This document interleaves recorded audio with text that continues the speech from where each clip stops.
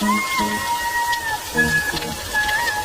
যে বৃষ্টিতে ভিজে ভিজে যাচ্ছি, এবার স্কুলে গিয়ে স্যারকে বলবো স্যার ছুটি দিন, আর আমরা লেনিন ডে স্পেশাল সহানুভূতি নিয়ে পেয়ে যাবো। চল চল ঝটপট। এই গেল পুরো পাজামা পাঞ্জাবি সব ভিজিয়ে দিল রে। বৃষ্টি যখন সৃষ্টি ছাড়া তখন কষ্টটাকে এনজয় করো দাদু। এই কথা কম বল তোরা, আমি তো আর তোদের মতন জোয়ান না যে এই বৃষ্টির মধ্যে বারবার বাইরে গিয়ে বাজার দোকান করব। অনলাইন অর্ডার করে দাও দাদু। এই বৃষ্টির সময় ডেলিভারি চার্জ বেড়ে যায় জানিস না, ওবেতে সমস্যা। চল চল স্কুলে চল, আমার দেরি হয়ে যাবে। বয়স বাড়লে বুঝতে পারবি আমার কষ্টটা। দারুণ দেখো, দরজা খোলো। আজ স্কুল ছুটি, তোমরা স্কুলে এসেছো কেন? হয়ে গেল, আমাদের আর সহানুভূতি পাওয়া হলো না। তাহলে আর কি করা যাবে, চল ঘরে চলে ঘরে ফিরে যাই। এখন আর কোনো মন্তব্য না করে চল আমরা আমাদের গন্তব্যের দিকে এগিয়ে যাই। হ্যাঁ, বৃষ্টি তো আর খাওয়ার নামই নিচ্ছে না। এমনিটু চল আমরা ওদের সাথে সাথে পাওয়া যাই। কি দরকার সুস্থ শরীরকে ব্যস্ত করা, এক্ষুনি ঝগড়া হলে। কি কেমন দিলাম?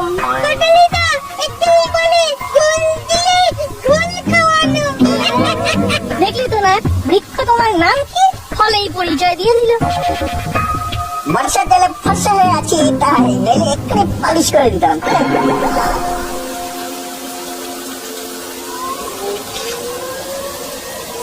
তখন পই পই করে বললাম আজকে স্কুলে যাওয়ার দরকার নেই, কিন্তু কে কার কথা শুনে। যা যা বাথরুমে গিয়ে এক্ষুনি ভালো করে স্নান করে নে।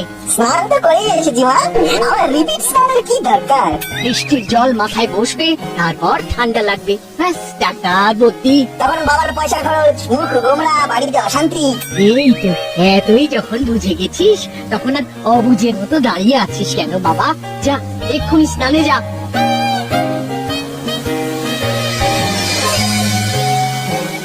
এই মুহূর্তের ব্রেকিং নিউজ, প্রবল নিম্নচাপে জলস্তর বাড়ছে, প্রশাসন থেকে বাঁধ খোলার সিদ্ধান্ত নিয়েছে, জারি করা হলো বন্যার সতর্কতা।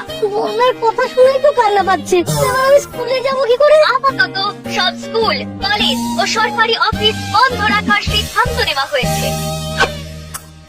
ব্যাস, উত্তর পেয়ে গেলি তো, এবার চুপচাপ ঘরে বসে থাক আর পড়াশোনা কর। ভালো লাগে না।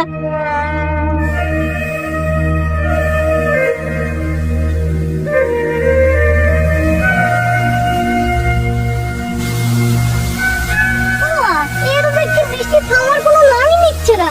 তুই জানলা বন্ধ কর, জলের ছাট আসবে। ঠিক আছে ঠিক আছে।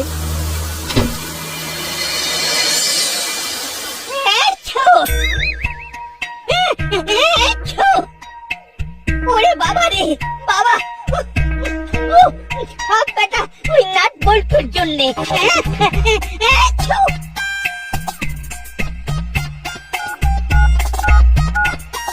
হ্যালো, হাচ্ছ বলে তো বাড়িতে কেউ থাকে না, আপনি কে, কাকে চাইছেন? তোকে রে বদমাস, তোকে, তোদের জন্য আমার ঠান্ডা লেগে গেছে। আপনি কে বলুন তো? হত ছাড়া করালি দাদু বলছি। ও দাদু, তা তুমি নিজেকে হতচ্ছাড়া বলছো কেন? তোকে বলছি, তোকে। ও আমাকে হতচ্ছাড়া বলার জন্য ফোন করেছো? আমার মাথা গরম করাস না, এমনিতেই তোদের জন্য গা গরম হচ্ছে। জব বাবা, আমরা আবার কি করলাম? ওই যে সকালবেলা আমার গায়ে জল ছেটালি, আর সন্ধ্যের মধ্যে জ্বর চলে এলো। এখন এই শরীর নিয়ে রান্না করবো কি করে?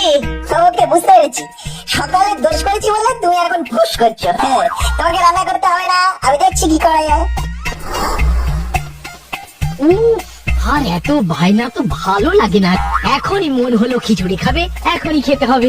একে বলে উঠলো ভাই কটক যাই, আজ ডিনারে খিচুড়ি চাই, সঙ্গে ডিম ভাজা। ছেলে আমার রাজপুত্র, আর আমি বাড়ির রাজা। তোমাদের আবদার মেটাতে গিয়ে আমি পাই সাজা। 5 পয়সা রোজগার নেই, 10 পয়সার খাটনি। রোজগারের একটা ভালো উপায় আছে কিন্তু। কি উপায়? তোর বাবা তোকে হাত খরচ দেবে, কিন্তু আমাকে তো দেবে না। বাবা না, লাগের টাকা দেবে দাসপাড়ার লোক। একটু খোলসা করে বলতো। একটু আগের করালি দাদুর শরীর খারাপ, রান্না করতে পারবে না, তাই তুমি যদি এই মৌকা একটা হেসেই তো হোম ডেলিভারি কুকিং সার্ভিস চালু করো, তাহলে আর পায় কে?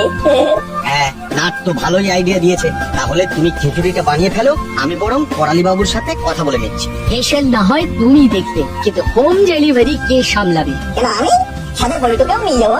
কিন্তু এই বৃষ্টির মধ্যে ছাতা ভরসা, আর এটা তো জনকল্যাণমূলক কাজ, এত নিজের স্বার্থ ভাবলে চলবে না।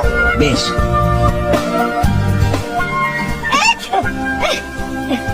তাহলে তো খুব ভালোই হলো। কত দিতে হবে বলুন? রেড চার্ট আমি আপনার ফোনে পাঠিয়ে দিচ্ছি।